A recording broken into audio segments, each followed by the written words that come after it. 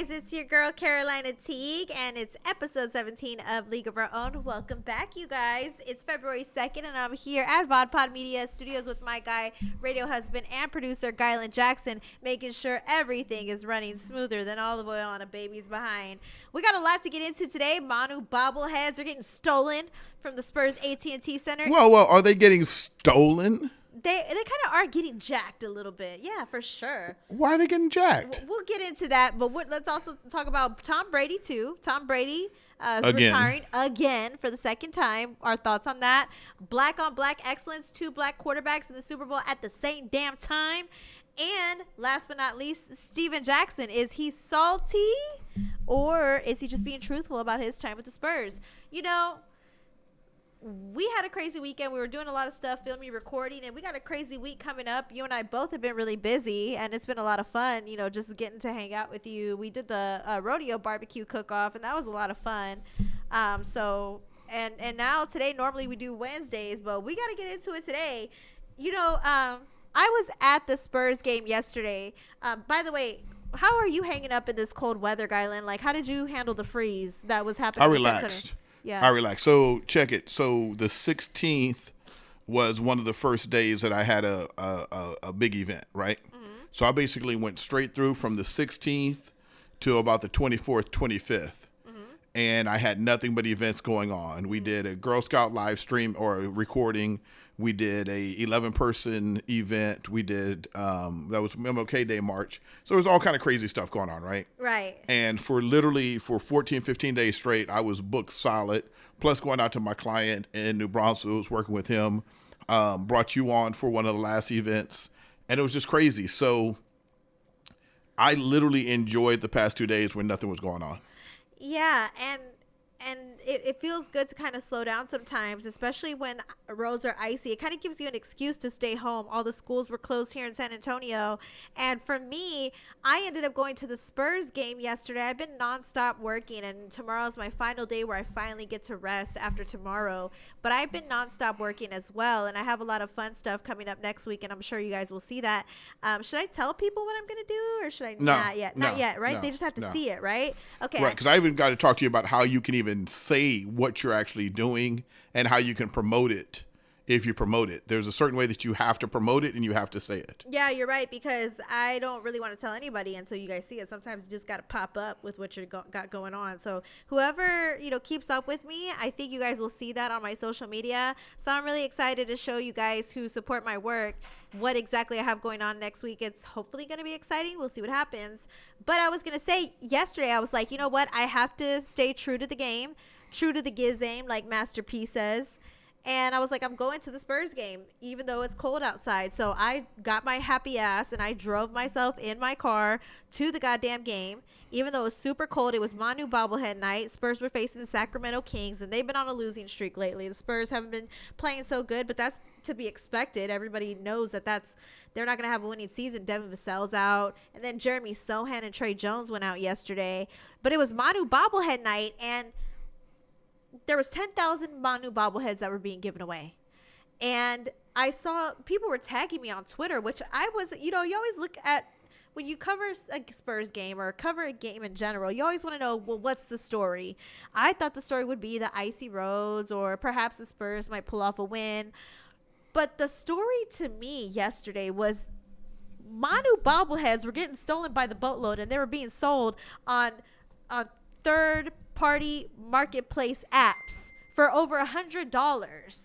And I saw photos of people holding Manu bobbleheads by the boatload. People were carrying out bags. People were tagging me on Twitter, showing. And I wish we had the photos, but we don't, unfortunately. And I could share them with you guys on my social media if you guys haven't seen my Twitter. But people literally had like 8, 9, 10, 12, 20 Manu bobbleheads, and they're selling them for $100+. And my question to you, is that okay?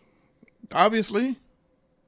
Is it morally okay? I know it's obvious you can do that, right? But is it morally okay to do that? There's people who have been waiting in line, and they want their own Manu bobblehead, and you're potentially taking away from somebody else's Manu bobblehead because you're taking 8, 9, and 10. So you could sell for an upcharge when there's people who are going to the game specifically to get a bobblehead and now they can't get their hands on one. I do think it's a little bit unfair that people are taking bobbleheads and selling them at an upcharge. It's the equivalent to ticket scalpers, like who scalpel Beyonce tickets that are going on sale soon. Everybody that wanted a bobblehead got a damn bobblehead. That's not true. If the Spurs were winning, why didn't people get their bobbleheads? Because they handle the bobblehead with you when you walk in the door. Because they were out of bobbleheads. Some people did How not are you out of bobbleheads when you walk in the door?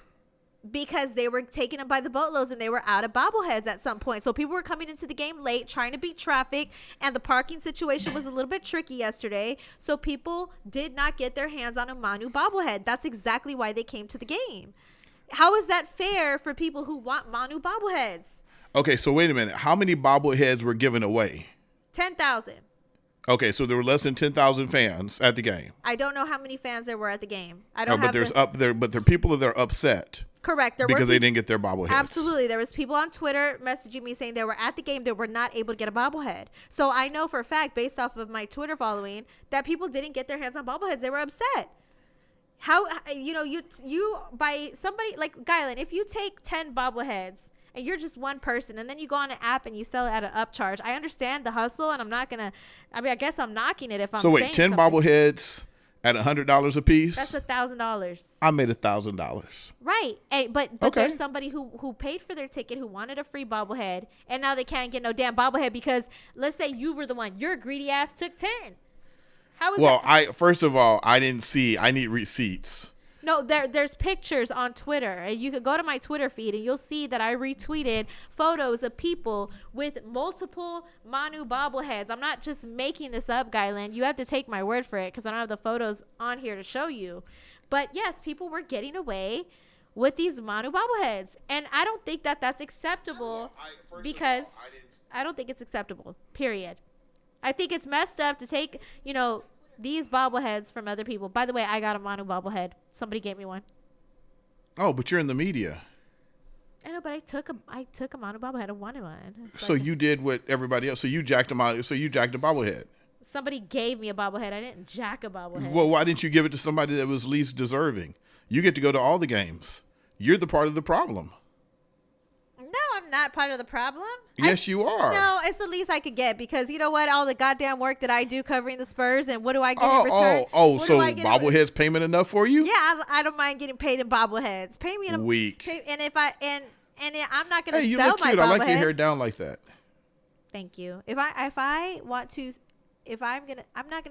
feel like selling my bobblehead, I'm not gonna do it. I feel like it's a collectible, and that's why people wanted to go. They wanted to collect their bobblehead, and now they're screwed. They're out of opportunities to grab one, and that's what hurts my feelings the most. Okay, so I don't believe this who is this fool? XJ Rock 23 times. He has 1, 2, 3, 4, 5, 6, 7, 8, 9, 10, 11, 12, 13, 15 bobbleheads. And he's selling them at $100 a piece. That's $1,500. He took this picture at the arena. You can see the chairs in the ground in the background. Mm-hmm. So I wonder, did he even get all these bobbleheads that he has? Or he's just trying to scam somebody? Of course. And that was one picture. No, I'm telling you, there's more pictures. I'm not just like making this up. I can't believe you need to see evidence. Like, do you not trust me? Seriously. I don't trust some of the people that you deal with on social media. Well, take my word for it. I saw tons of people on the app and they were selling them for at least $100 each. And it was different users too. But that doesn't mean that they're not selling their own bobblehead. But if there's people who had like stacks of bobbleheads. There was one person who had stacks of bobbleheads. No, I saw at least 3. Somebody with a bag of bobbleheads. Somebody with his little 10 stack of bobbleheads. I at least saw 3 with multiple bobbleheads. Yeah, I see somebody that looks like they have a trash bag. Right. With bobbleheads in there. So let's just play with the imagination. Is that Joe Garcia? No, it ain't no damn Joe Garcia. What are you saying? It looks like Jimenez. No, it's not Jimenez. We've seen Jimenez in that pose before. Where? Which one? The one where where his butt and his shoes are showing. Remember that? I haven't seen what you're talking about, but you haven't seen Jimenez when he was trying to turn off his water or something. He was in the bushes. No, I have not seen. I don't even know. I'll have to show you that anyways, picture. I ain't even trying to talk about them. I don't know. I think it's much to do about nothing. If So you you didn't think get your people are bobblehead, I'm sorry. I got $5 on it for you. Okay, wow. So you don't think it's a big deal? I don't know. I think it's a little bit of hype. Well, I'm just asking a simple question. I think I just want to know. You think it's a fair game to steal a bunch of bobbleheads and take bobbleheads out of other people's hands? I don't have proof that anybody stole bobbleheads. But let's just play with the imagination. Let's just play with the idea. Stop being you're being very, very literal right now. I'm giving you a hypothetical question. Let's pretend like people are stealing bobbleheads and selling them for profit. Are you okay with that? By taking them out of other people's hands? Just the whole stealing bobbleheads, like I'm not too butthurt over it. I could see where but no. Is it morally reprehensible? No. Is it kind of like wrong? Does it suck a little bit? Yeah, it does. But I yo, we live in a capitalist society. And if the Spurs were winning, we wouldn't be talking about this. Yeah, right? Right. Do you think we're out of content to talk about with the Spurs because they're not having a winning record? Yeah, we don't have anything to talk about. Fans don't want to talk about how much the Spurs suck. Yeah, anyway. yeah. You might be honest. I didn't even hit the Manu bobblehead thing. It's okay. There it is. Oh, there it is. And it's like Manu from 1920. Like, what the hell? It's actually a really. Does he have one nut or two nuts in this picture? I see two nuts, and I'm not trying to look at his nuts because they gonna. He only has one nut though. I'm not worried about his nuts. I feel like that's sexualizing Manu. I'm not trying to sexualize Manu. That's not. No, he lost one of his nuts. Remember, he got kneed or something, and yeah, Manu only has one cascarones. Is this a true? Are you being honest? I am dead serious. I don't even want to. I don't even. No, look up. Manu only has one testicle. I don't even want to read that. I don't even want to. It was in a game. It was in a game. He was rushed into surgery and he was back a few weeks later. That sounds like satire. No, I am so serious. That sounds like Are you being dead No, ass? I promise you. I promise. I'm dead ass. Okay. All right. Well, I'm dead ass. Well, if y'all heard of this story, let me know in the comments. Because they're gonna let you know. Manu only has. Men know Manu only has one testicle. I've never heard that story in my life. It was one of the most painful injuries ever. And you're talking about, I don't believe you. I know I'm telling the truth. You know what's crazy is I've never thought about, the thought of losing a testicle. A testicle. Yeah, Manu aside, the thought of losing one of your body parts is very traumatizing. It sounds scary to me. Yeah, well, talk to Manu about it. Yeah, I should talk to his ass. He literally gave a body part for the Spurs. And that's probably why people put him in the Mount Rushmore of top 4 Spurs players of all time. Look he gave his body, he gave his spirit, he gave his soul, he gave everything he had to the Spurs organization. And now that I know that he possibly gave up a testicle, now I can see why people definitely put Manu in their top 4 of all time. Not only because he's a generational talent and he's so amazing at what he does, but he's also given up a testicle for the game of basketball, which is a whole feat on its own. You learn something new every day. Yeah. Tom Brady retired. Speaking of giving up stuff for the game. Tom Brady. Manu Ginobili comments on testicle surgery. Manu jokes that he gave his right testicle to his Spurs. So it was a joke. No. Oh, so he's making a joke about what really happened. He's making a joke about it. Speaking of giving up stuff, Tom Brady gave up his whole damn family last year when he retired, then he unretired, and then he gives up his family, or his family leaves. Giselle leaves him. Giselle moves on. Hey, Cowboy fans. They file for That's divorce. right. It's me. Tom Brady. Biggest San Francisco 49er fan in all of San Antonio. Your boy, Terrell Huff. And I'm here to make sure. All right, there we go. So Tom Brady retires again. The first time when he retired, I thought he was being serious, and it was great, to give him his flowers when it was due. And then he unretired, and I felt like that was a bit narcissistic. Like, why did you do this? Did you do it? Because Adam Schefter originally reported that he retired. And I was like, did you unretire to prove Adam Schefter wrong? Did you unretire because you just couldn't give up the game of football? Which I'm sure that's probably what it was. But now here we are. You're in a losing season with the Buccaneers. And then you decide to retire again for a second time in 1 year. But wait a minute. Tom Brady did retire. He retired, then he unretired. Right. But that's not. But he wasn't doing it because he was a narcissist. You don't think that he did it for attention? No, not at all. It seemed like it at the time. You're the greatest player ever. Why do you have to do anything for attention?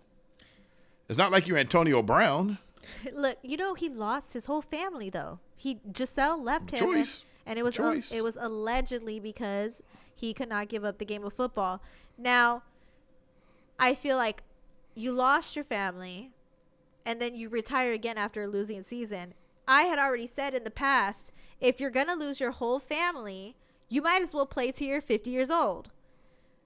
Play till you're 50. If you really want to be in football still, if you want to But he's tired. But he wasn't tired a year ago. What, 1 year? And you're tired and you want to retire? Yeah, tired, messy divorce, losing team. Winning cures a whole lot. Losing does a whole lot too. So you think he was mentally drained after everything he's been through? Of course. Yeah, 23 seasons. Yeah. Then why didn't you just give up once you became a champion? And because leave as a champion? Because you don't know. You still got that fire. That's what makes Tom Brady great. Is because you have that fire in you. I'm like, hey, Carolina, I don't know if we want to do a podcast this week. You're like, oh, okay. You know what I'm saying? Like, not everybody has that gumption. Not everybody has the cojones. Speaking of testicular fortitude, not everybody has that. Mm-hmm. Tom Brady has that. He has that it factor. And I think that's what makes him special. Yeah. He's not, it's like he's a baller. It was very interesting. We were trying to Dwayne and I were talking about. Who Dwayne is a friend to the show. Yeah, Dwayne's a friend of the show. We were talking about Tom Brady. And everybody talks about the stats. They talk about the numbers. I gave you a task and you didn't do it. But I didn't like Tom Brady for the longest time. I did not like the Patriots. Uh-huh. I respect him as an NFL player. But he grew on me because of his greatness. I could never hate Tom Brady. I don't hate athletes, period. But I could never hate Tom Brady because he was great. 10 Super Bowls, 7 rings. Yeah. And why did you hate Tom Brady? Because you're not the only person. I didn't hate. I don't hate athletes. Okay, why did you dislike Tom Brady at the time? I just thought I thought when he first came into the league and he was playing, I thought he was good, but I thought he was rather average. I didn't think he was a great athlete. I thought he had a great team around him. I think he had a great coach around him. But now we see he's a real deal. And everybody said that he was playing chess, not checkers. Tom Ramos says he won't be surprised if Tom Brady obtains a contract as a TV sports announcer. Well, he already signed one. He just signed one. Yeah, like $45 million or something crazy. $375 million. Oh, to be a lead NFL analyst, most highest paid NFL analyst of all time. 10-year deal with Fox Sports, and it wasn't going to start until he finished playing. So that basically starts next season because he's already announced his retirement. So people are saying he's playing chess, not checkers, because he doesn't have to split that deal with Giselle because they're no longer married. So everybody's saying he's the GOAT for divorcing her prior to starting that $375 million contract. It sounds smart, but this deal has been in place for a minute. Yeah. So I don't know when he signed it. I don't think it was just this year. Right. I thought it was last year. So the conspiracy tinfoil hat people, who knows? Right. Right. And also is, money isn't everything. I don't think so. I don't think money is everything. Damn, 45 years old and single without kids. Why is that? And a wife? Can I ask you a real question? All these men keep telling me the exact same thing you just said. They keep saying, Tom Brady's single. Tom Brady don't have no wife. He's 45 years old. He's making $375 million. You know what I'd do if I was in his position? He's living it up. He doesn't need Giselle.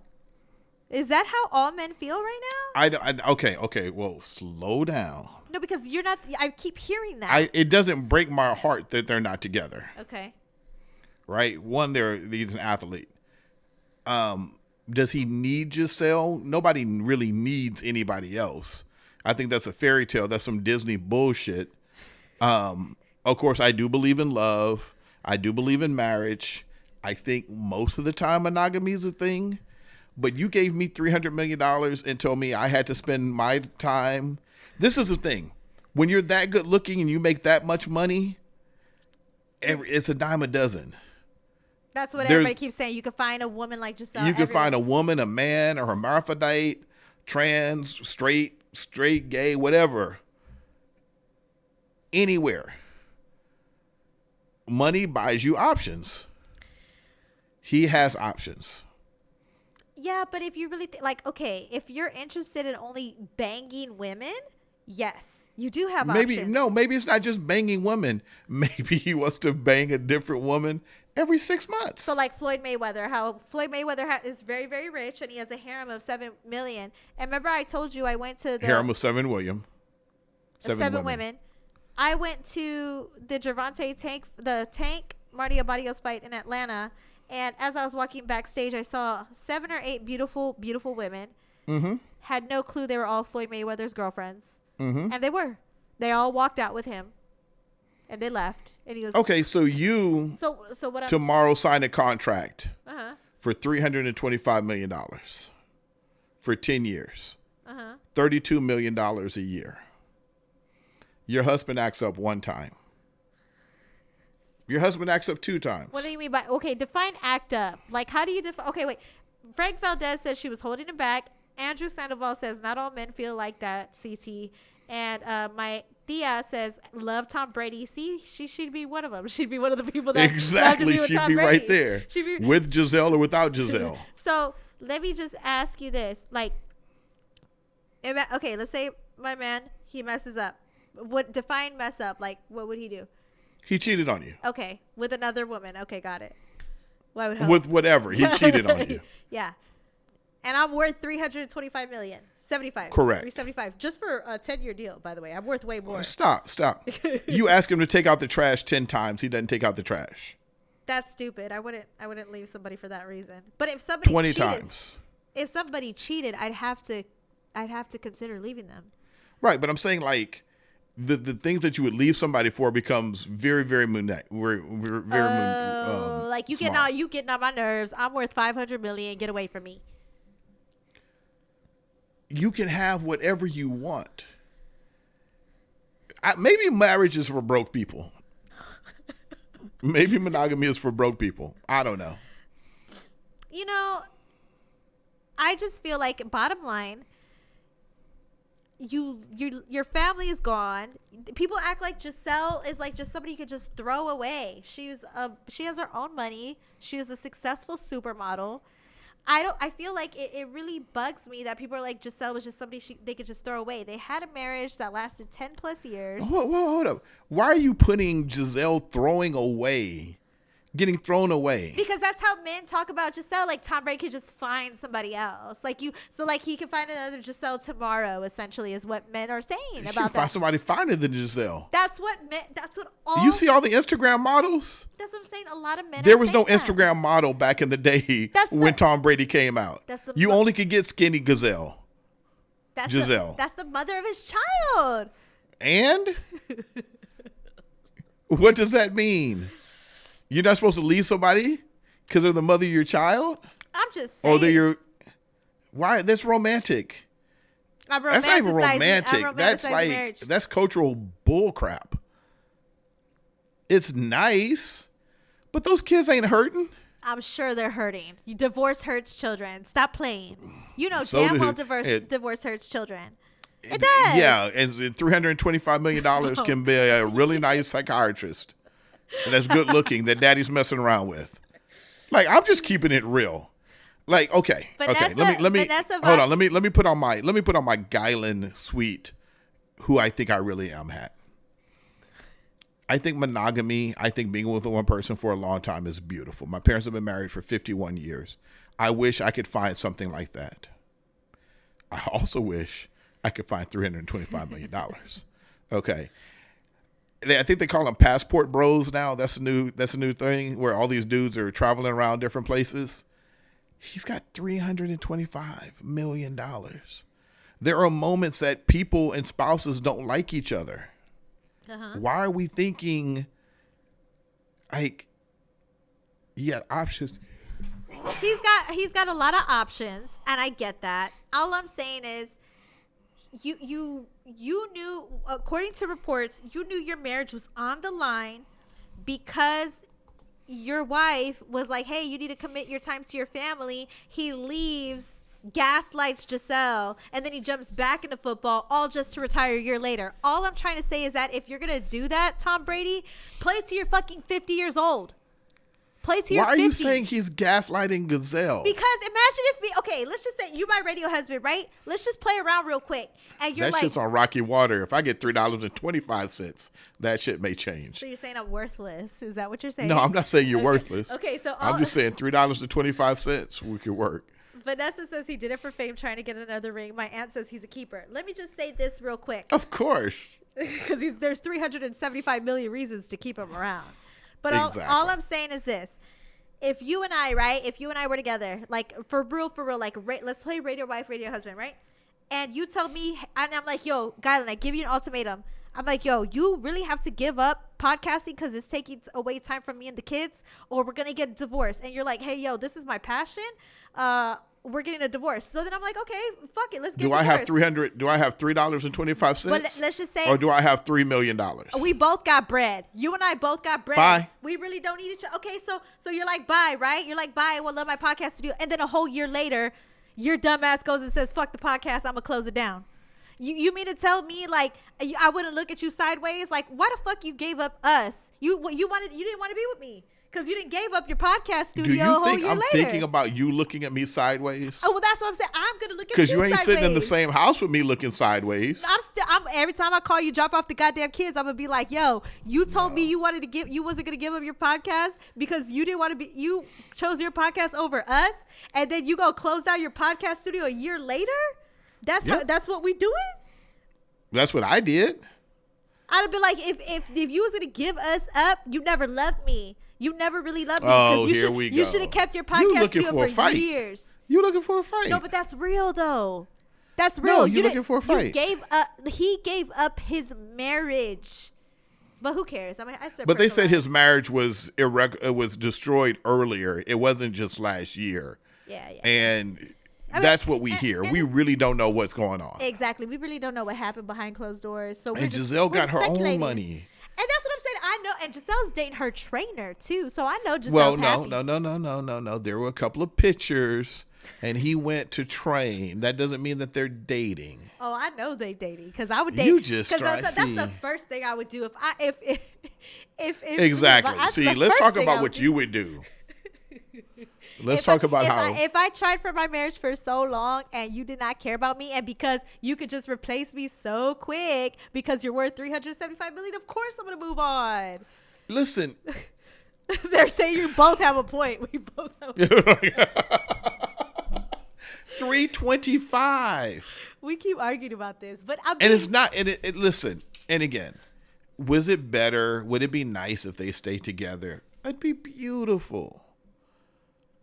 But so is sitting on a beach in Costa Rica, in Panama, in Brazil, with women that eat real food and not worried about being skinny. Okay? Tom Brady did not have IG models when he first started playing. Tom Brady got IG models now. She's a supermodel. You'd rather be with an IG model rather than be with a supermodel? Are you crazy? Yeah, super skinny model. Oh my God. You need to go to Subway to get a couple of sandwiches. You so backwards. Giselle's way too skinny. That's nothing incredibly hot about Giselle. I'm sorry. That's his preference. Obviously, because he married her. Was. Yeah, so rude. Was his preference. What? And she birthed 2 of his kids. She still looks great. She does. She's a beautiful woman. And now she's sleeping with her goddamn trainer. Because that's what women can do too. I'm just saying, people act like you could just throw away Giselle, and Giselle ain't can't have nobody. You know, no, she got options too, bro. Yes. She got options too. And you done lost your family. No, you ain't lose your family. Yeah, he sure did lose his goddamn family. And he should. If I was just, I'd be pissed off. I'd be like, you should have played till you was 50 years old. Throwing away this whole ass. Because I just gave up 10 years of my life for you. All for you to be like, I'd rather play football than you quit the very next year? I would be hot. I'd be like, oh, I cannot believe I married this person. He just like wasted my time. Seriously. Wasted? Really? Her time was wasted? Their net incomes both went up. They have beautiful families. They're always going to be linked. He's linked to one of the hottest women in the world. She's linked to one of the hottest football players in the world, the GOAT of all time. Yeah, they might be thinking a little bit about it, but she ain't worried about him. Larry, friend of the show, says, funny thing about that, Giselle can date her trainer right after her divorce and no one bats an eye. Let Brady start dating another girl right after the divorce. The public would have crucified him. Brady's laying pipe already. Y'all just don't know. All these players are around there doing this. I'm sorry, that was rude. All these players are out there doing this. Don't nobody talk about it.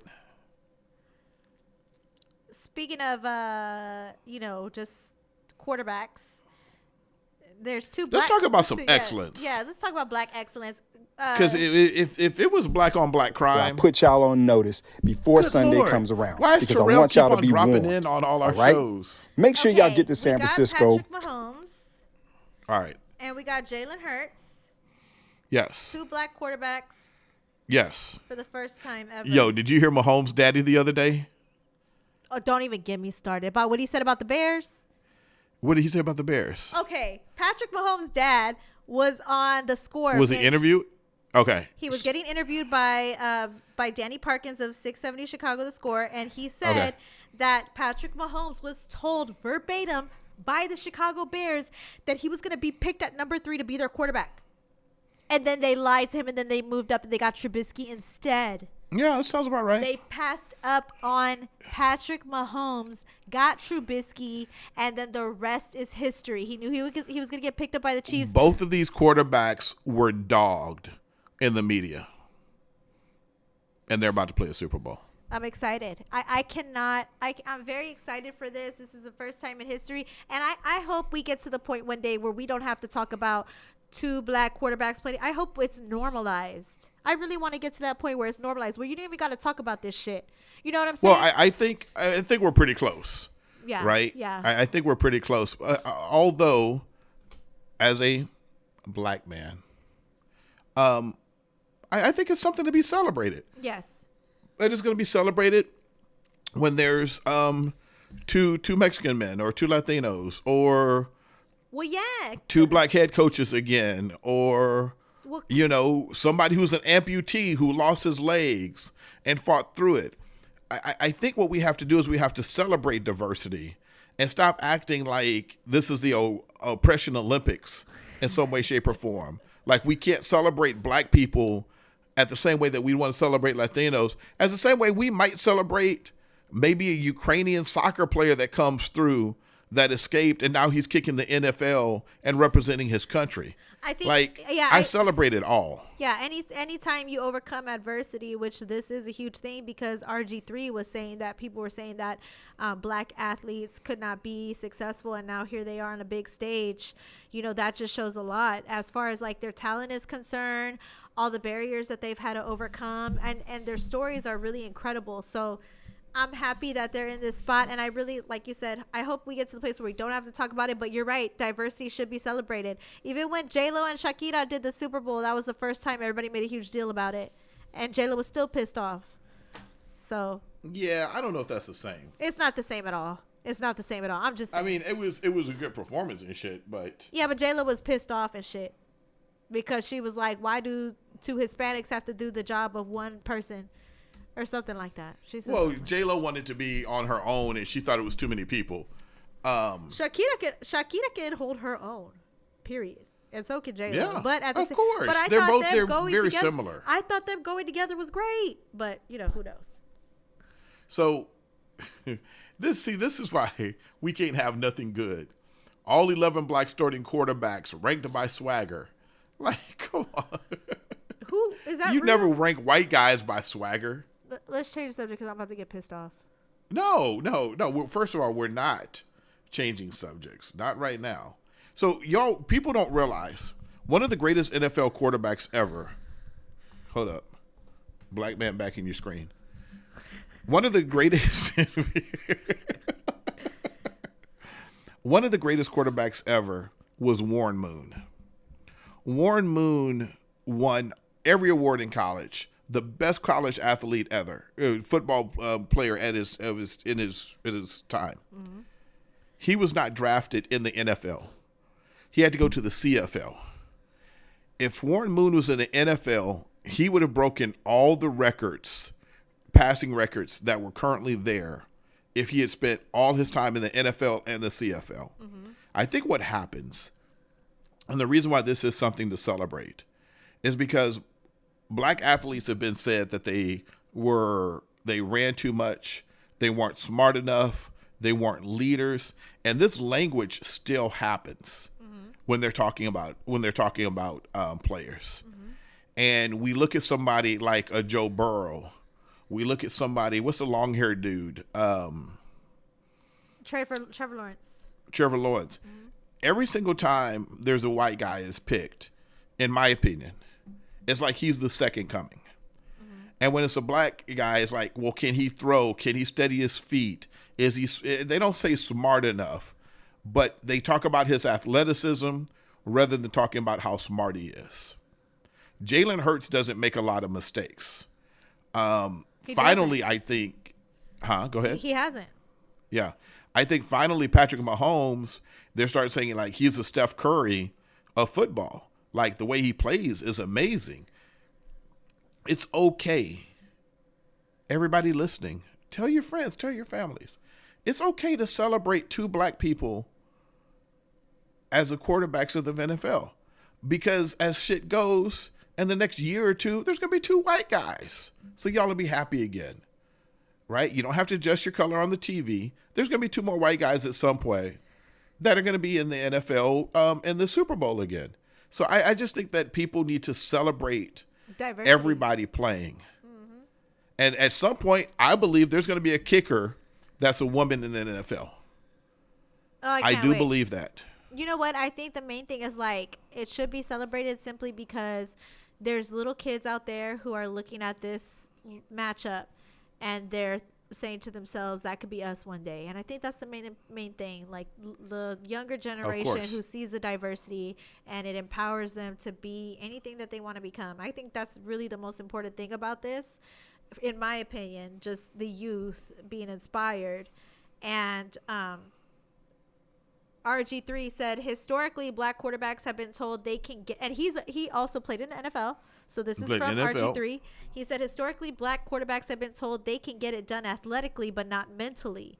The stereotype has always been wrong. Now for the first time we have two black quarterbacks in the Super Bowl. They beat you athletically with their arm and their brain. The new prototypical NFL quarterback.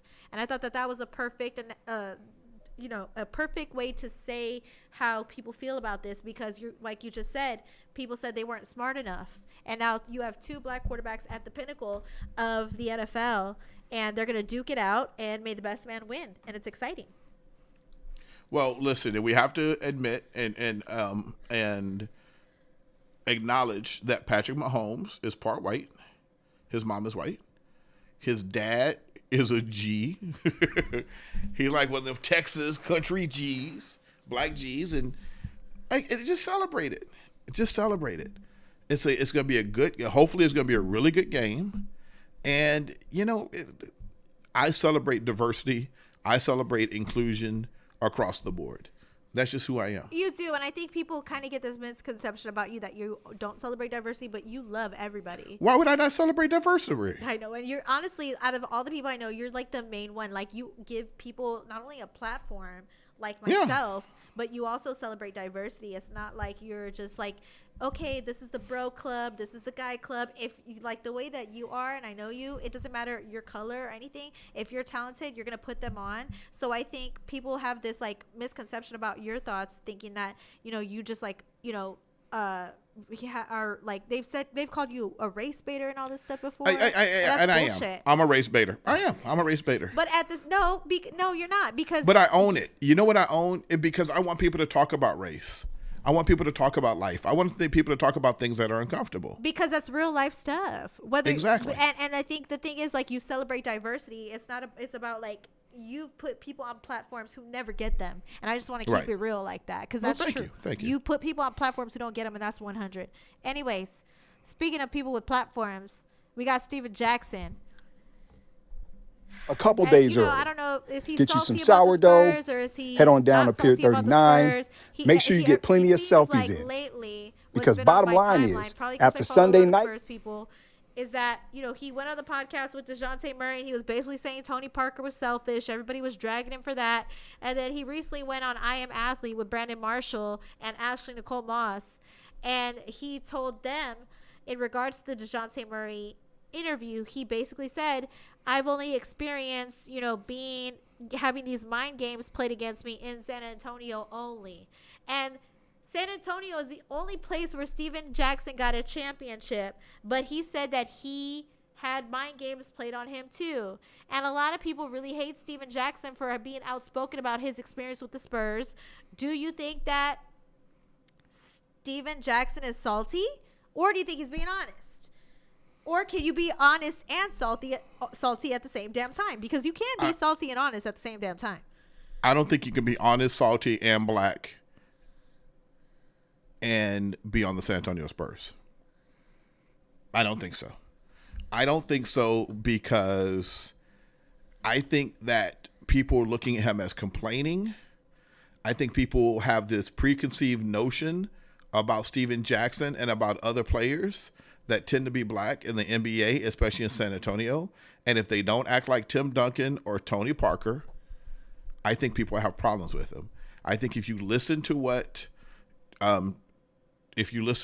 Steven Jackson has said, if you listen to what DeJounte Murray has said, they are speaking their truth. They're talking about how they have come up through the league, how they have been immature, and when they use things like the Spurs try to break me, Stephen Jackson's interview, Steven Jackson's interview, he was talking about how he was young. He was sipping on the scissor. He was smoking weed, and he was young. He was a hothead. He said that. People aren't listening. They're listening to what they want to hear to get upset about. I disagree with you. I think like DeJounte Murray doesn't come off as salty to me, but Steven Jackson does come off as salty to me.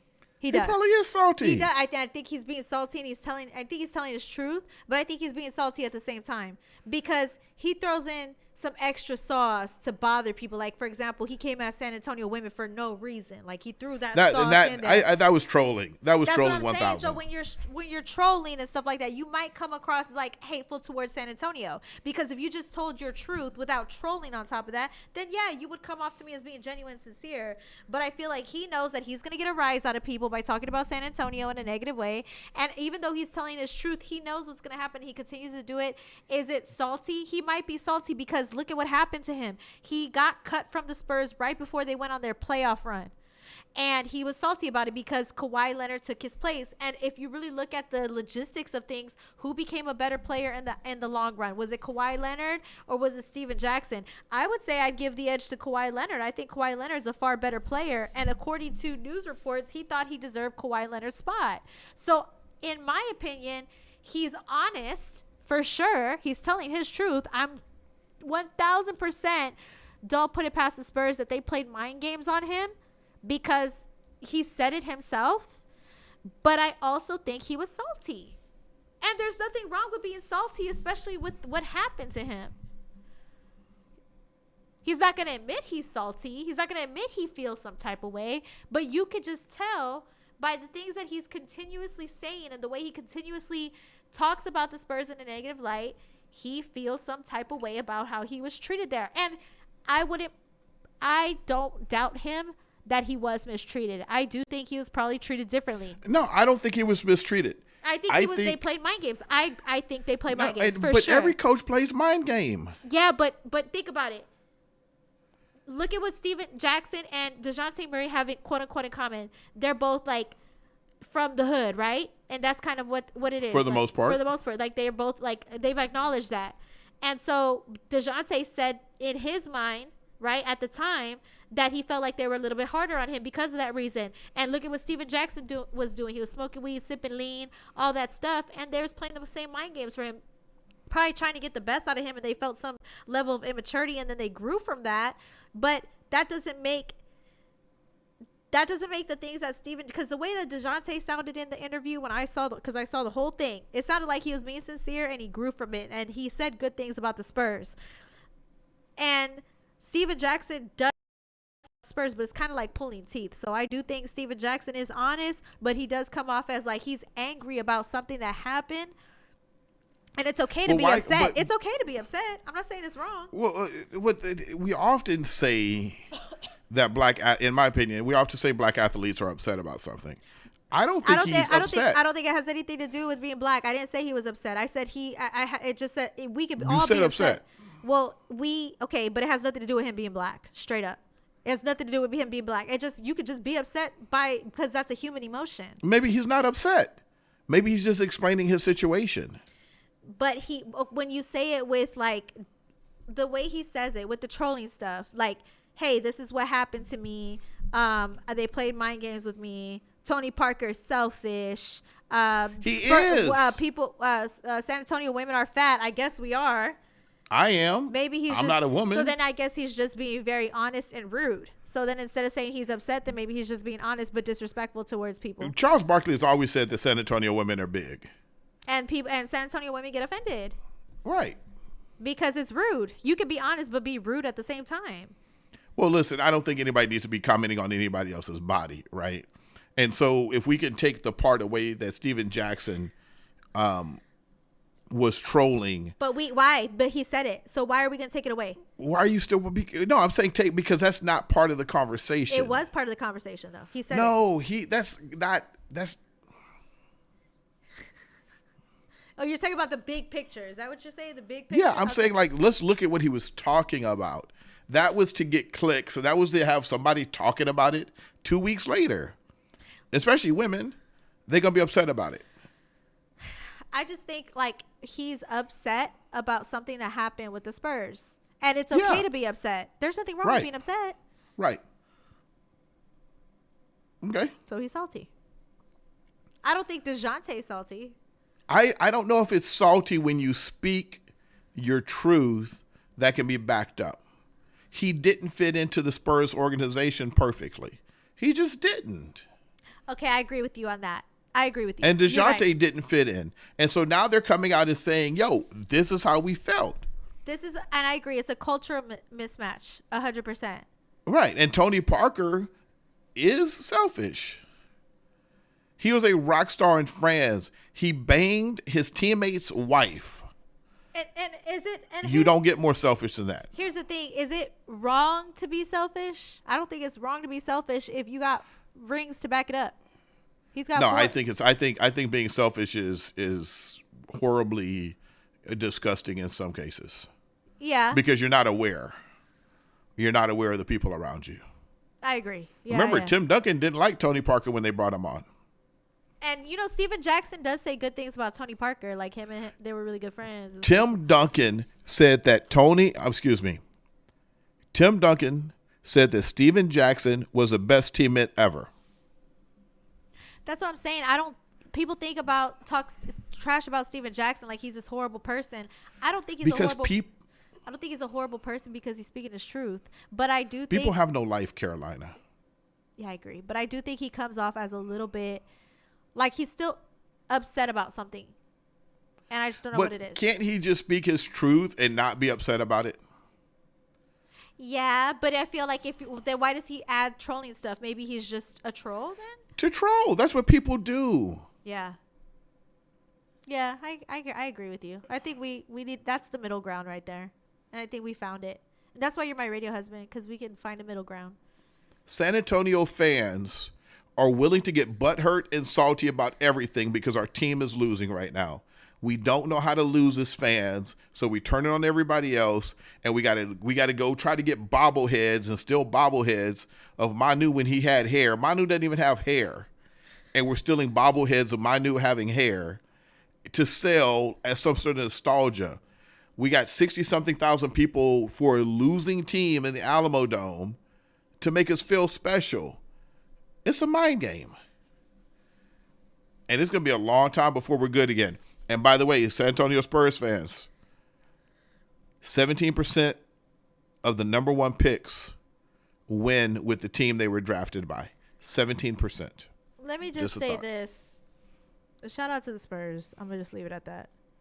Yeah, I love the Spurs. Yeah, I think the Spurs, like, I think people are taken away from the big picture of this. At the end of the day, both Steven Jackson and DeJounte Murray have said good things about the Spurs, but I think their words have been taken out of context in a sense, because they've acknowledged that they were immature and the Spurs played quote unquote mind games to help them grow.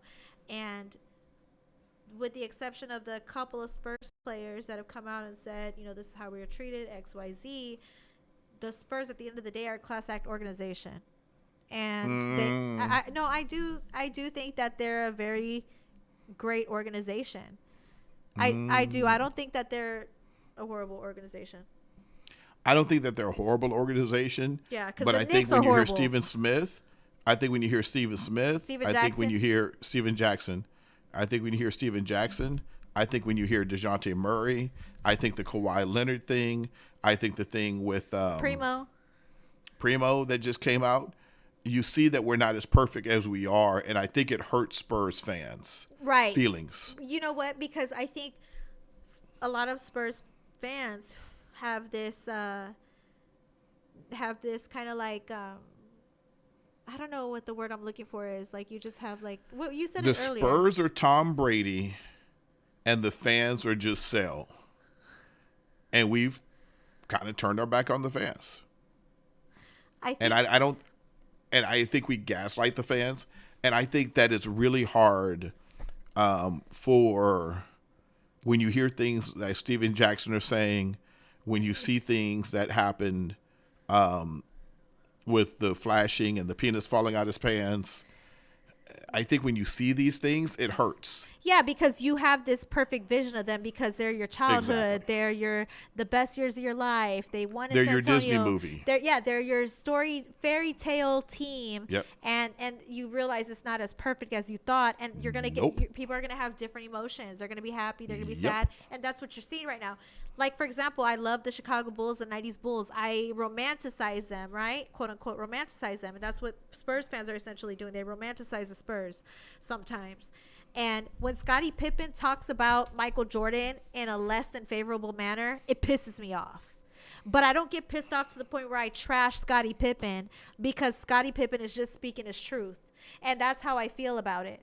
And I've noticed that a lot of people, like, who romanticize the 90s Bulls like I do, they don't really trash Scottie Pippen like the way I see. Maybe I'm just because I live in San Antonio, but I see people just trashing these players when they're just being honest. And I feel like I said, when it comes, like, Scottie Pippen trashes Michael Jordan, I can understand where Spurs fans are coming from, because it bothers me. But it doesn't bother me to the point where I'm like, he's garbage, blah, blah, blah, blah, blah. I'm just upset to the point where I'm like, okay, well, at least he's speaking his truth. They said Michael Jordan was mean, and he probably was, but that's why he's so great. Exactly. Okay. And people don't always love pop. Yeah. Right. All right. Well, that was the show, because we didn't do this or that. We kind of did a late show on Thursday, but it was cool. We got back in the saddle. Yeah, we got back in the saddle. I'm not going to be here next week. Why not? Oh, I can't tell everybody? Yeah, don't tell everybody. They'll find out in the middle of the week what I'm going to be doing. Yeah, super independent. Period. Super independent. You're going to see what I'm doing. Yeah. And, I'm really thankful that you support me. And everybody supports me, because, I think people romanticize that I have, like, this perfect sports media life, and I don't. So, yeah, far from it. Not only do I support you, but I pay you. I love you. Thank you for paying me. Love you too, Radio Wife. Bye, Radio Won't Wife. see you next week, but maybe we'll do a remote. Yeah, we could do a remote. Frank Valdez says they trash them as soon as they are on different teams. They have their Spurs goggles on too. Tight. Yo. Truth. No, truth. Facts. And you guys will be not here next week. You guys will be seeing what I'm doing. Hopefully you guys support that. Maybe let's try to do a remote. I need a break. Oh no. Not after you fussed at me last week, and then where you going to be next week. We're doing a remote. I don't know if I can do it. I might be busy. How the hell won't you be able to do it? I might be busy. No, you're doing a remote. Tell your people you're going to try as hard as you can to do. Okay, I'm going to be real. I will try as hard as I possibly can to do the goddamn remote. But if I can't do the remote, I can't do the remote. But then you can't do the remote. I'm going to try my hardest, though. But this is an opportunity for you to do the remote. I've been asking you to do a remote for the longest time. You know, and then the people who you with and the people, what? No, we're ready to remote. Maximo's done like 4 remotes. Oh, so Maximo's done remotes, but I can't do no remote guest. Remote guest. Maximo is the spoiled one here. I'm the DeJounte Murray, and Maximo is the Tim Duncan of VOD Pod Media. Maximo's the Tim Duncan. All right. On that note, love you, boo. Okay, love you. Bye, guys.